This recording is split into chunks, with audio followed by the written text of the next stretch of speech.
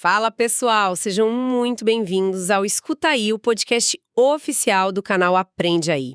Aqui a gente descomplica as ideias e bate aquele papo cabeça para turbinar o seu conhecimento.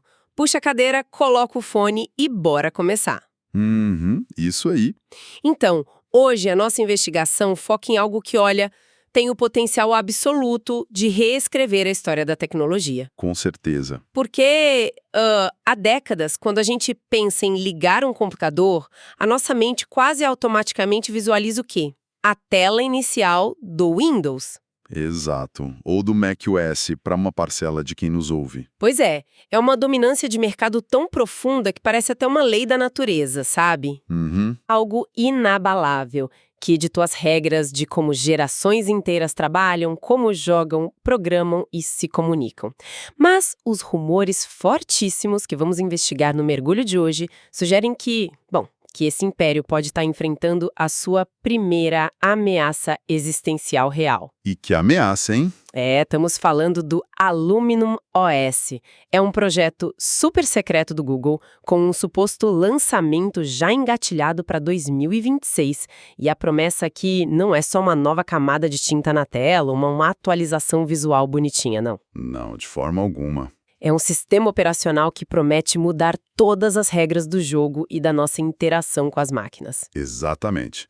E para embasar essa nossa análise profunda de hoje, nós mergulhamos num conjunto de materiais bastante reveladores. Nossa base hoje inclui a transcrição detalhada de um vídeo investigativo muito denso, lá do canal Aprende Aí, no YouTube, além de um conjunto de notas de pesquisa aprofundadas. E super recentes, né? Super. Datadas especificamente de 25 de fevereiro de 2026. Nossa! E essas notas não trazem só fofocas de fóruns.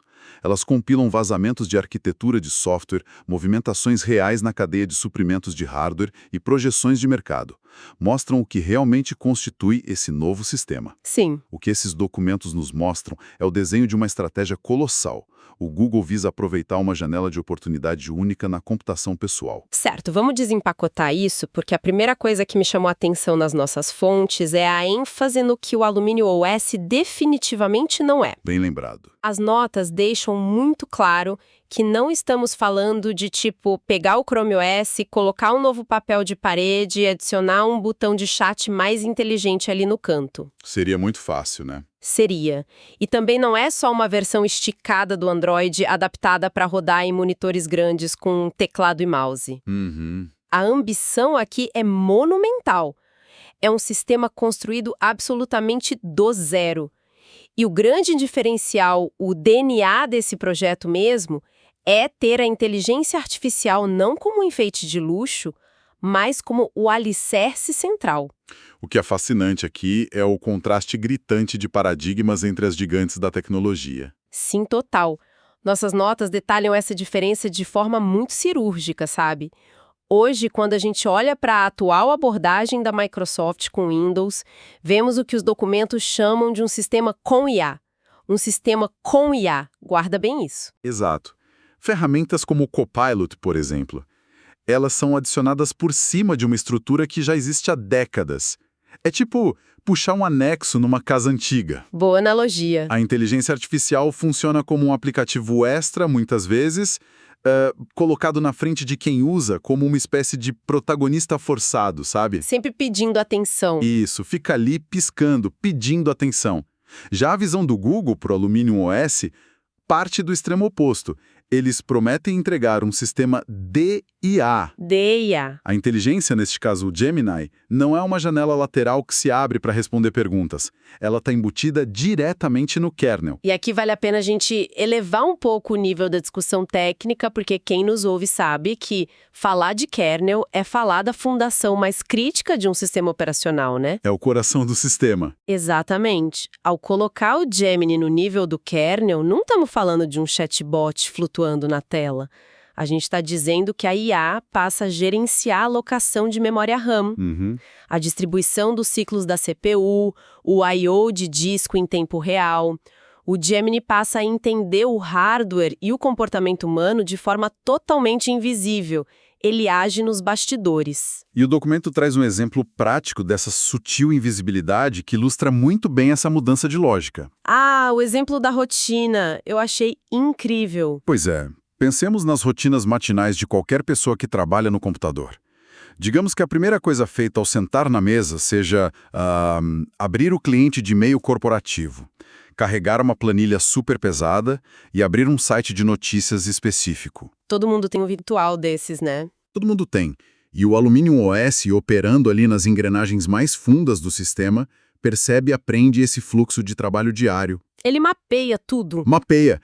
Com o passar dos dias, o próprio sistema passa a pré-carregar esses dados na memória RAM e a preparar os ciclos de processamento antes mesmo que a intenção de clicar exista. Isso é absurdo. A consequência direta disso é uma abertura instantânea. O sistema não espera o comando para reagir, ele antecipa a necessidade baseando-se em padrões comportamentais. O que transforma a máquina, né? Ela deixa de ser uma ferramenta estritamente reativa para se tornar uma entidade proativa. Ser feito. Mas aí eu coloco o meu chapéu de quem é um pouco cética analisando isso com um olhar crítico. Manda. Quando a gente fala de um sistema que monitora cada passo, cada clique, o tempo de tela em cada aplicativo, cada rotina de quem está usando, acende uma luz vermelha gigante. Privacidade. Privacidade. Certo, as fontes dizem que o processamento é 100% local e offline. Maravilha. Mas e para atualizar o modelo do Gemini? É uma boa pergunta. Porque a máquina eventualmente vai precisar conversar com os servidores do Google para receber melhorias de software. Como as fontes garantem que nossos hábitos não vão de carona nesse pacote de atualização? É muito fácil dizer que é offline, mas na prática a internet está sempre ligada. Essa é uma provocação excelente e olha, o material de pesquisa aborda muito bem essa tensão. A estratégia do Google tenta justamente surfar na onda de desconfiança gerada pelos concorrentes. Como assim? As notas contrastam a abordagem do Aluminium OS com ferramentas recentes da Microsoft, tipo aquele Recall. Nossa, o Recall deu o que falar. Demais. Gerou alertas severos de especialistas em segurança por depender fortemente de processamento e armazenamento externos. Sim. O medo de ter a vida digital inteira, incluindo capturas de tela, senhas, documentos confidenciais, trafegando para servidores corporativos, é enorme. E justificada. Totalmente justificado. Para mitigar isso, o Google promete que o aprendizado do modelo no Aluminium OS acontece de forma estritamente local. Mas e a comunicação com a nuvem? Aí entra o pulo do gato. Sobre a comunicação com os servidores, a arquitetura sugere o uso de aprendizado federado. Aprendizado federado. Isso. Ou seja, o sistema baixa as atualizações do modelo de linguagem de forma anônima. E se o seu computador aprendeu algo útil sobre otimização de rotinas, ele envia apenas pacotes matemáticos de otimização genérica de volta para a nuvem. Ah, então ele não manda os dados brutos. Jamais. Ele não transmite um único byte de dados pessoais, textos ou imagens da máquina física. Ele manda meio que a fórmula matemática que ele aprendeu. Exato, o conceito abstrato. O cérebro principal mora e aprende na mesa de quem usa. Só ali. Aqui é que a coisa fica realmente interessante. Porque processar tudo isso localmente, além da promessa óbvia de segurança, abre portas para o que as fontes chamam de funcionalidades matadoras. As famosas killer features. Isso. E lendo o material, uma delas me fez refletir bastante sobre o impacto global da coisa, que é a tradução universal de softwares em tempo real. Essa parte é de cair o queixo. É. Imaginemos a seguinte situação, tá lá descrita nas notas, né? Existe um programa ultra específico, super revolucionário, talvez um software de modelagem 3D, e foi desenvolvido por um pequeno estúdio independente lá na Estônia. Ok. O problema é que a interface só existe em estoniano ou, com muita sorte, em inglês. E olhe lá. Pois é. Hoje, a barreira do idioma e o custo altíssimo de localização impedem que pequenos desenvolvedores alcancem o mundo todo.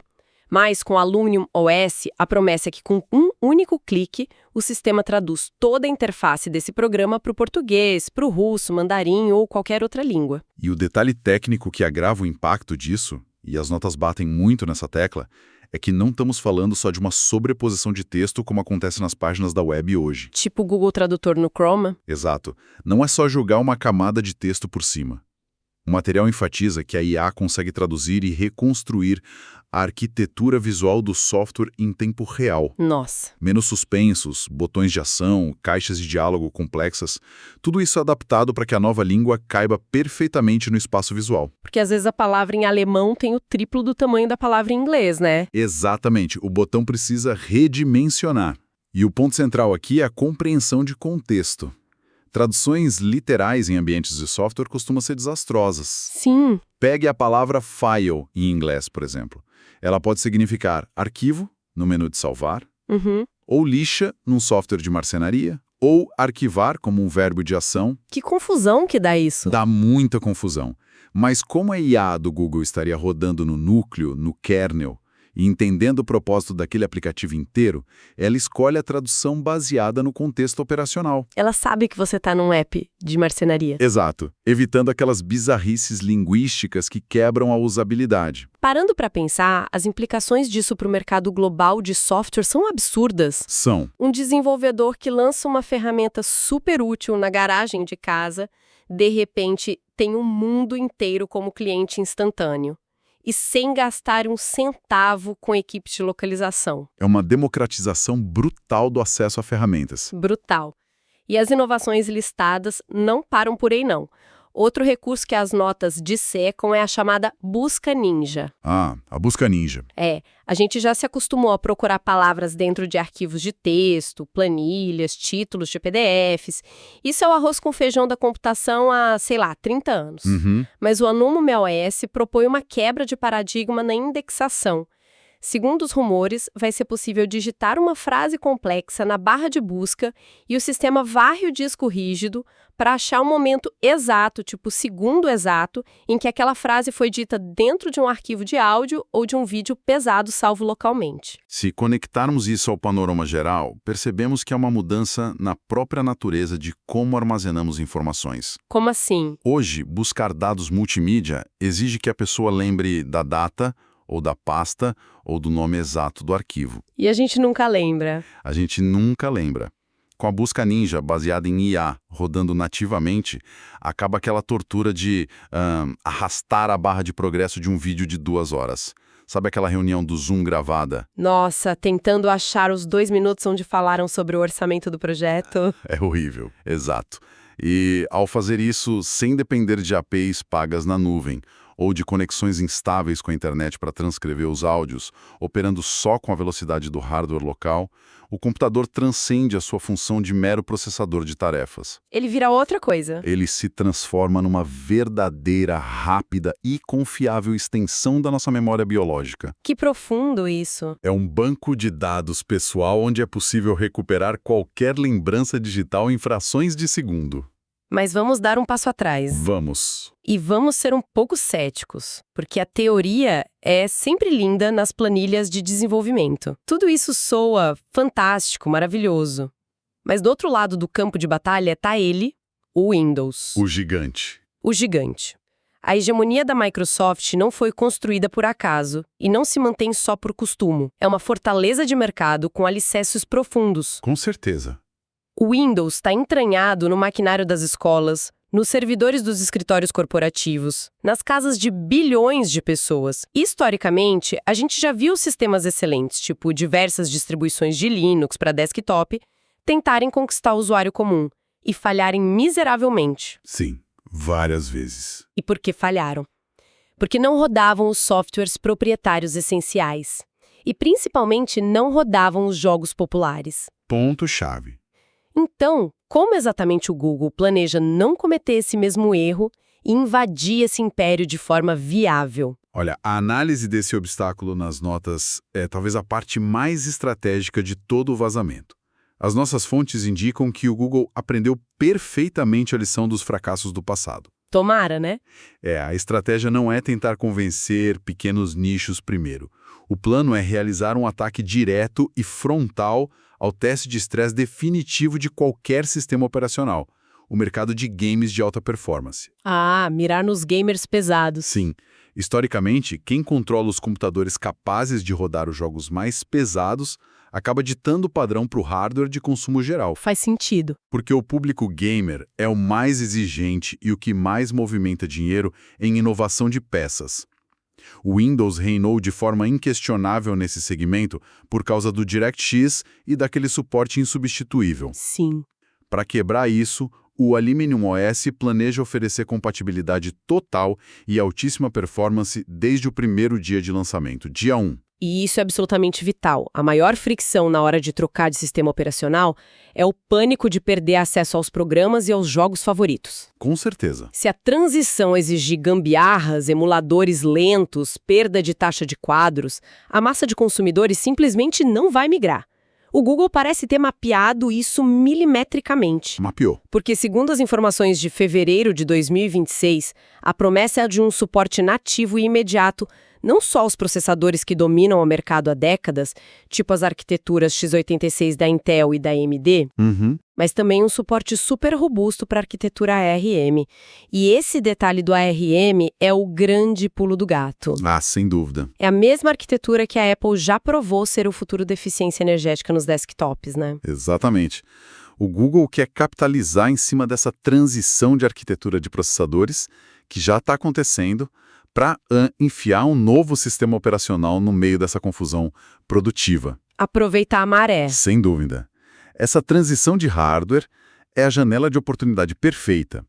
Mas a grande cartada, aquela que mostra que eles não estão brincando em serviço, é a promessa de drivers dedicados e imediatos para as placas de vídeo. Isso é complicado de conseguir, hein? Muito.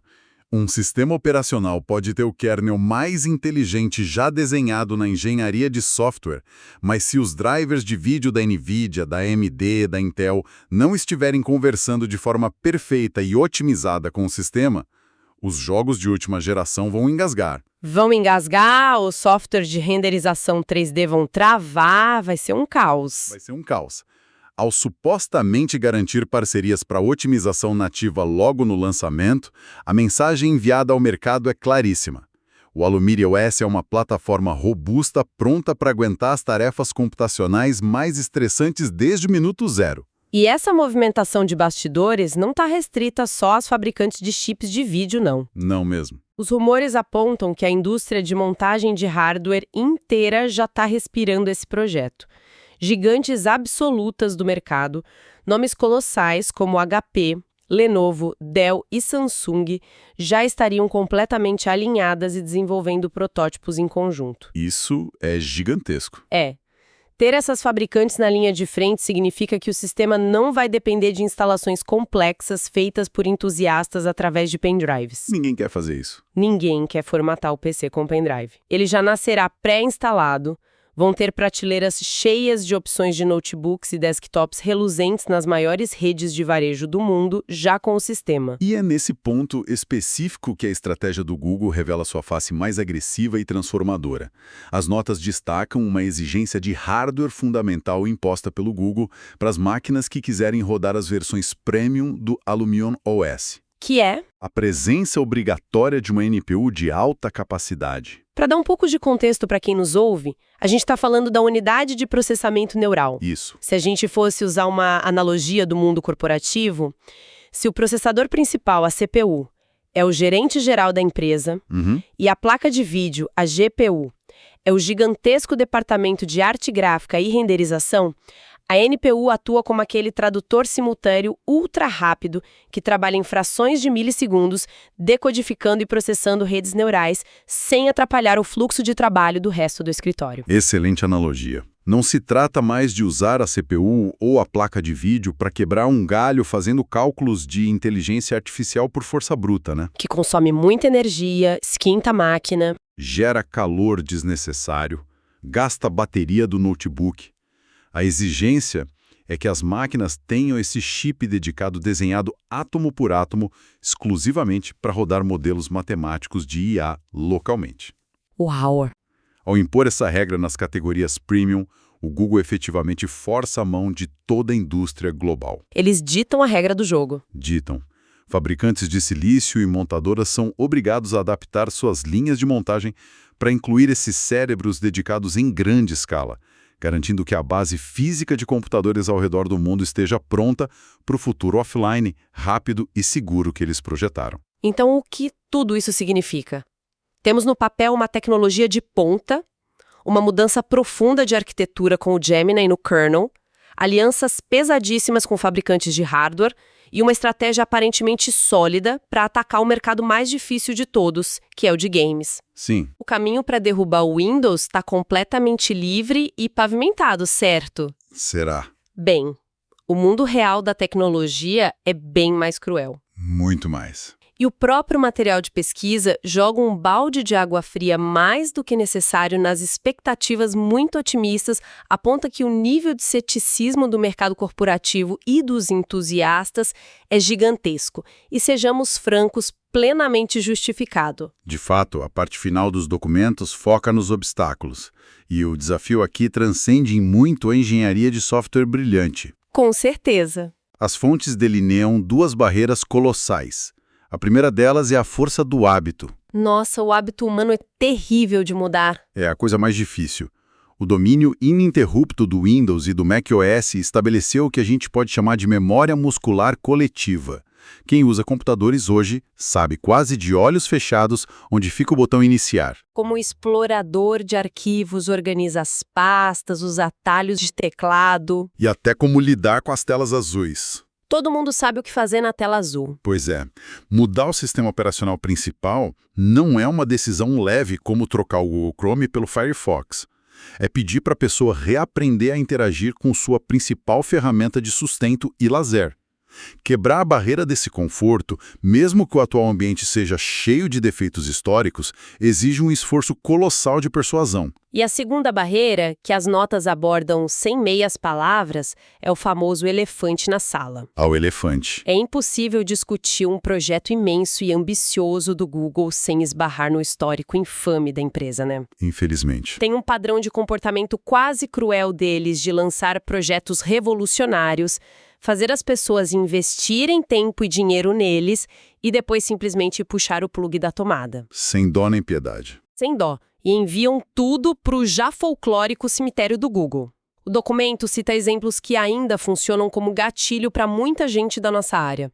Temos o falecido Google Reader, por exemplo. Nossa, o Reader? Que era um agregador de notícias simplesmente perfeito. Era amado pela comunidade e foi descontinuado do nada, gerando um verdadeiro trauma coletivo na internet. E os exemplos mais recentes são ainda mais graves em termos de escala de investimento, né? Sem dúvida. O texto cita o Stadia, que é o caso mais emblemático. Esse foi um desastre. Prometeram o fim dos consoles, venderam controles físicos caríssimos, afirmaram que o futuro dos jogos pesados era via streaming na nuvem, e pouquíssimo tempo depois a plataforma foi inteiramente encerrada. Deixaram estúdios e jogadores a ver navios. Absurdo. E a gente ainda poderia lembrar do Google Wave lá atrás, que ia reescrever o e-mail e sumiu. A confiança do usuário avançado e principalmente do administrador de TI de uma empresa grande em adotar um produto do Google está sempre por um fio. Isso levanta uma questão importante, que é a verdadeira sombra pairando sobre 2026. Será que o Aluminium OS corre o risco de ser apenas mais uma lápide cara nesse cemitério de projetos cancelados? É o medo de todo mundo. O ceticismo documentado é racional. Uma empresa de grande porte vai hesitar muito antes de migrar todo o seu parque de máquinas de 10 mil funcionários para um sistema que pode nem existir em 2030. Exato. Imagina o custo de TI disso. Mas, no entanto, os analistas nas notas de pesquisa fazem um contraponto essencial para equilibrar essa discussão. Qual seria? O Google tem sim fama de abandonar ferramentas. Mas o Google também é, inegavelmente, a empresa que construiu, comprou e expandiu o Android. Verdade. E o Android é hoje o sistema operacional mais utilizado no planeta Terra. Esse é um ponto de defesa fortíssimo. Porque manter o Android reinando globalmente, batendo de frente com o iOS da Apple por quase 2 décadas, prova por A mais B que capacidade técnica para sustentar ecossistemas pesados eles têm. Eles sabem como orquestrar atualizações fragmentadas, como gerenciar milhares de hardwares diferentes desenvolvidos por terceiros e como manter uma comunidade imensa de desenvolvedores ativa e lucrando. A infraestrutura para o sucesso está toda lá. Tá toda lá. Exato. O que o material de pesquisa conclui de forma brilhante é que a prova de fogo do Aluminium OS não será nas linhas de código. O sistema, considerando os vazamentos, será impecável do ponto de vista técnico. Sim. O verdadeiro teste será de resiliência corporativa. A pergunta central é: o alto escalão do Google tem o fôlego financeiro e, mais importante, a paciência estratégica para suportar os prováveis 3 ou 4 anos iniciais de adoção super lenta? Estão dispostos a sangrar dinheiro e engolir críticas por uma década para forçar essa mudança de paradigma goela abaixo do mercado e finalmente desbancar a Microsoft? Essa é a batalha real que se desenhará.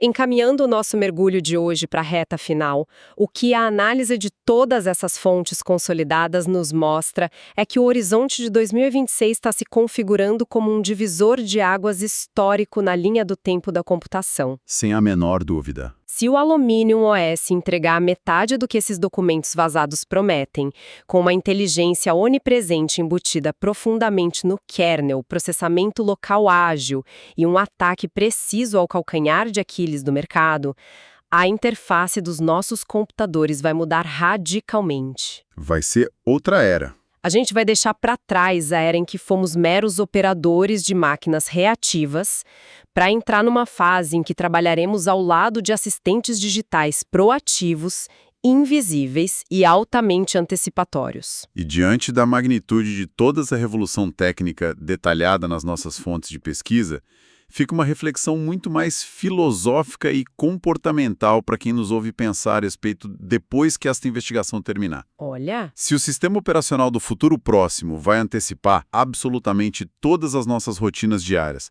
com uma perfeição preditiva impressionante. Sim. Se ele vai ser capaz de quebrar as barreiras geográficas traduzindo qualquer idioma em tempo real sem esforço, e se ele vai indexar e lembrar o segundo exato de qualquer áudio que gravamos em nossas vidas. O que sobra pra gente? É isso.